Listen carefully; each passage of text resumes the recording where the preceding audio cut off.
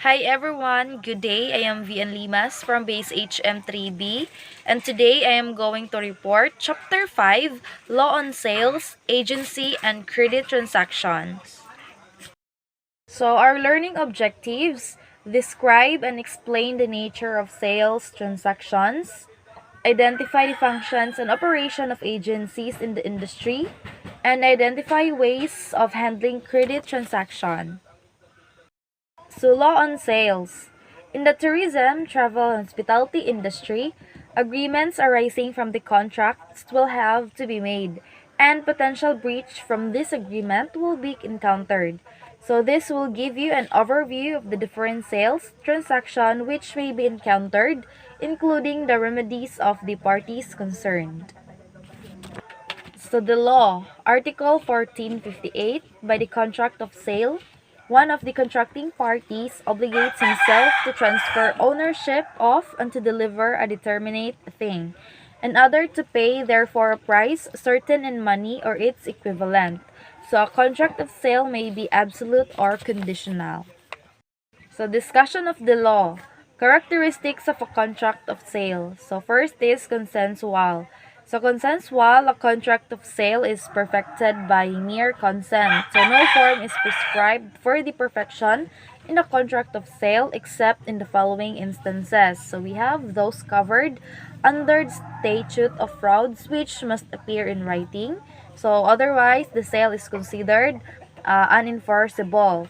Then second is sale of real property made through an agent. So in which case the agent's authority must be in writing. So otherwise the agency and sale made through an agent is void. So the second characteristics is bilateral. So because it gives rise to our reciprocal obligations. Then third is principal because it can stand by itself without need of another contract. Then fourth is onerous. So because the consideration for each party is the delivery of the thing or the payment of price. And the fifth characteristics is commutative because what the vendor or seller delivery is considered equivalent of the price paid by the vendee or the buyer. Then sixth is nominate because it has a designated name under the Civil Code of the Philippines, so which is sale. Then last is transmissive of ownership because the vendor transfers ownership of the subject matter to the vendee. Requisites of a contract of sale. So first is we have consent. So consent is manifested by the meeting of the offer and the acceptance upon the thing and the costs which are to constitute the contract. So the following are disqualified to enter into a contract. So first is husband and wife. So a sale between husband and wife is in violation of Article 1490, is inexistent and void from the beginning. So it is because the such contract is expressly prohibited by law.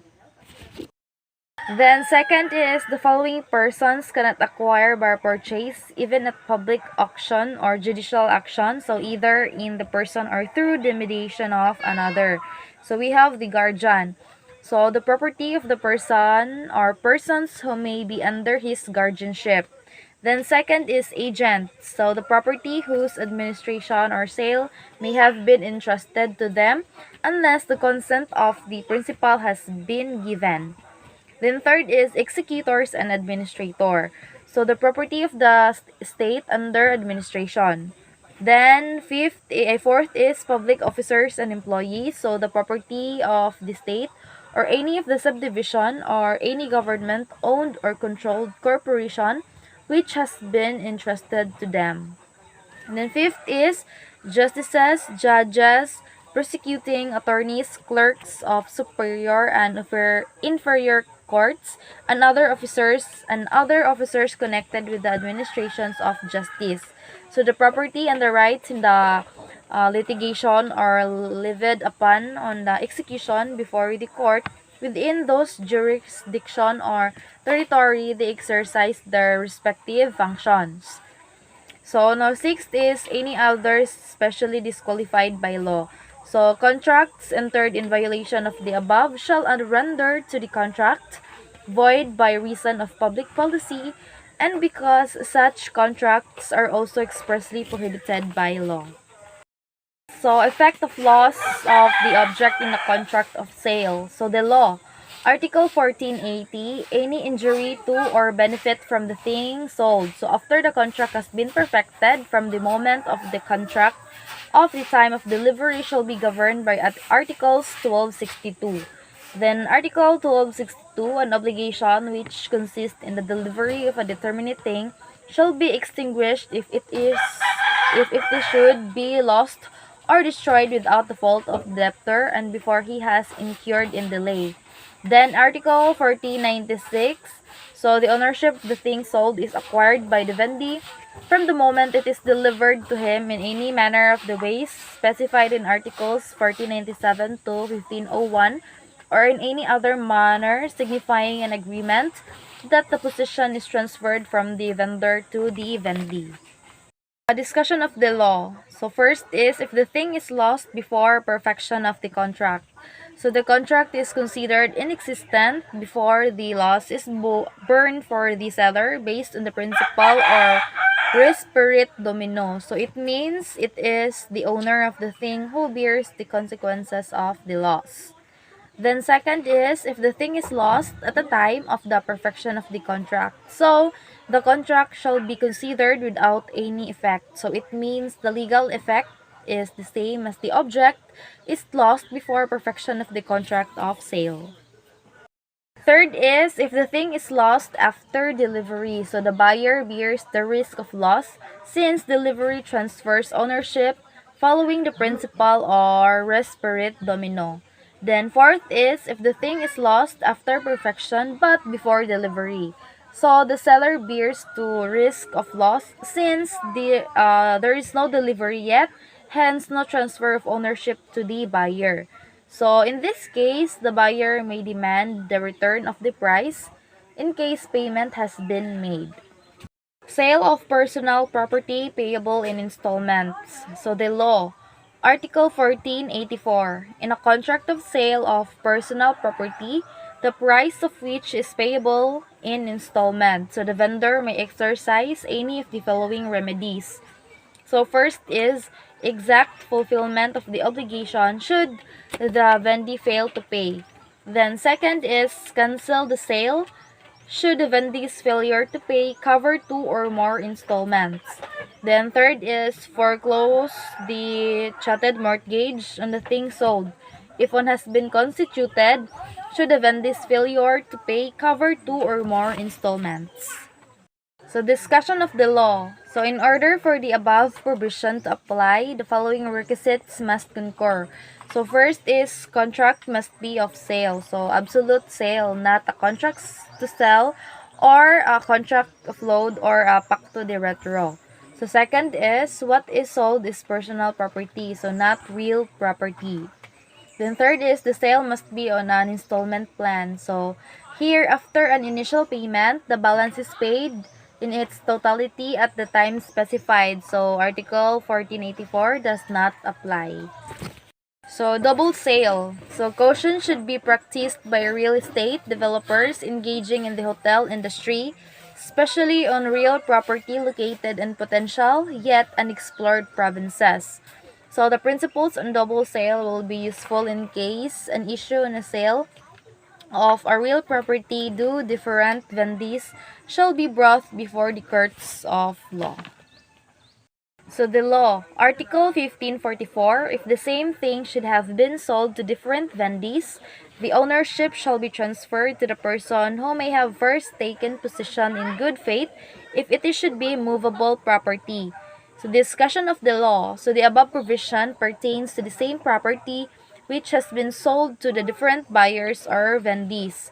So in case an immovable property covered under the torrent's title is sold to different vendees, so the one who is the first registrant in good faith at the registry of deeds where the property is located shall be preferred. Pacto de retro sale.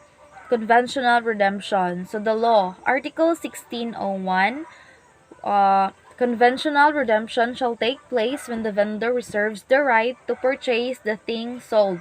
So, with the obligation to comply with the provisions of Article 1616, the other stipulations which may have been agreed upon. So, discussion of the law. As between an absolute sale and sale with right to purchase, no difference exists except that in the latter. So, the ownership of the purchaser is subject to the resolutory condition that the vendor exercises his right to purchase within the time agreed upon. So, it means the period of the redemption shall be 4 years from the date of the contract in the absence of any express agreement. So, should there be an agreement, so the period for redemption cannot exceed 10 years. Obligations of the vendor. So, the law, Article 1495, the vendor is bound to transfer the ownership of and deliver, as well as warrant the thing which is the object of the sale. Then Article 1496, the ownership of the thing sold is acquired by the vendee from the moment it is delivered to him. Then Article 1497, the thing sold shall be understood as delivered when it is placed in the control and possession of the vendee. So, discussion of the law. So, under the above provision, so the obligation of the vendor are, first, to deliver the thing, second, to transfer the ownership of the thing, and third is to warrant against eviction and against hidden defects. So, when goods are delivered to the buyer on sale or return, to give the buyer an option to return the goods instead of paying the price. So, the ownership passes to the buyer on delivery, but he may resist the ownership in the seller. Warranty in case of eviction. So, a warrant in case of eviction is an implied warranty in contracts of sale. So, by virtue of which, if the vendee is deprived of the whole or a part of a thing purchased by final judgment, so based on the right prior to the sale or an act imputable to the vendor. So, the requisites of eviction are, first, vendee is deprived of the thing purchased wholly or partially. Second is the deprivation is by final judgment. Third is deprivation is based on a right prior to the sale or an act imputable to the vendor. And fourth is vendor was summoned in the suit of eviction at the instance of the vendee. Liability for eviction includes, first, return the value of the time of eviction. Second, return of income of or fruits that the buyer had to surrender. Third, cost of the suit. Fourth is expenses of the contract. And fifth is damages in case the vendor acted in bad faith. Then warranty against hidden defects or redhibitory. So a defect is considered redhibitory if it is hidden, so unknown to the buyer, existing prior to the sale, at least in origin, and in which renders the thing unfit for the use intended. Obligations of the vendee. So the law, Article 1582, to the vendee is bound to accept delivery and pay the price of the thing sold at the time and place stipulated in the contract. So discussion of the law. Actions for breach of contract of sale. So extrajudicial remedies. So first is of the buyer. So the buyer need to pay unless there is delivery.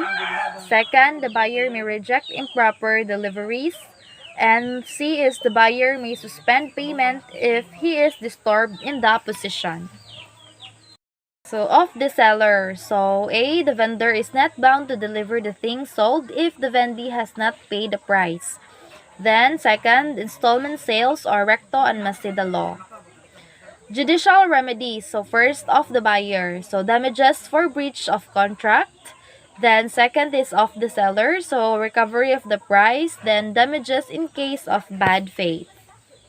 Law on agency. So the hotel, tourism, and hospitality industry cannot do away with agencies which will facilitate various transactions in dealing with third persons. So the law, Article 1868, so by the contract of agency, a person binds himself to render some service or to do something in representation or on behalf of another, so with consent or authority of the letter.